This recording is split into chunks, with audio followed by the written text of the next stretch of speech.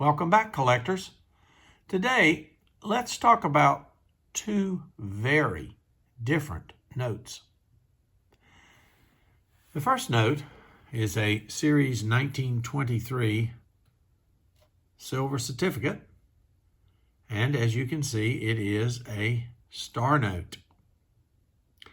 Now, this is a fairly common note, both with and without a star. It's often the first note that a currency collector purchases, or at least one of the first. I like them because it's a large size note, it's unusual, and for me, I love the $1 silver dollar. Kind of like that. Now, let's take a look at the back. This is called the funny back, for obvious reasons.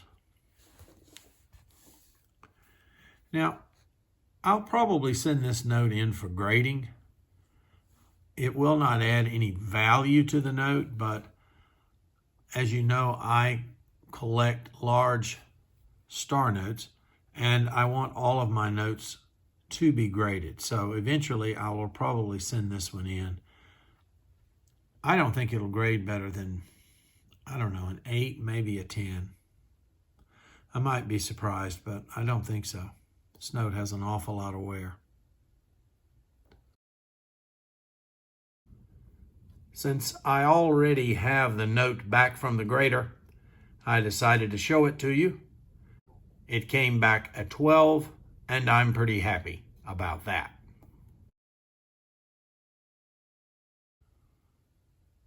Let's take a look at this other note. This is an obsolete note from the Citizens Bank of New Orleans, Louisiana. This is a remainder note, which means it was never placed in circulation. And I said this in one of my earlier videos, but let's say it again. How can you tell it's a remainder? It's never been signed, dated, or numbered. So, I like the English on the left, French on the right. And if you look closely, you can see we are told this vignette is Liberty with coins. You have to look very close, but those are coins. Looks like they're coming out of a shield or something along that line. There are quite a few remainder notes surviving today on this bank, very much like the Canal Bank. Now, let's take a look at the back. Surprisingly nice back for an obsolete. Love the blue color.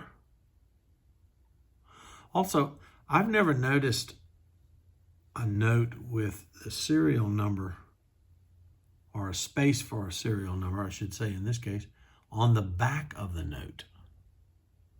That's what that looks like to me. Interesting.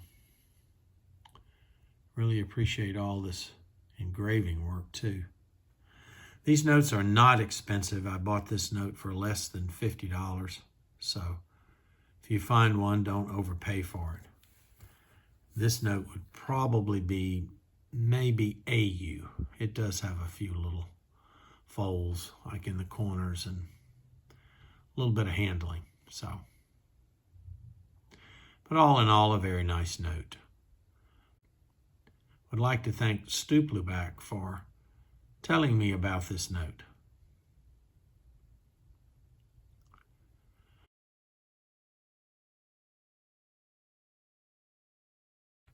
As always, I would appreciate reading your comments. Please like, subscribe, and thanks for stopping by.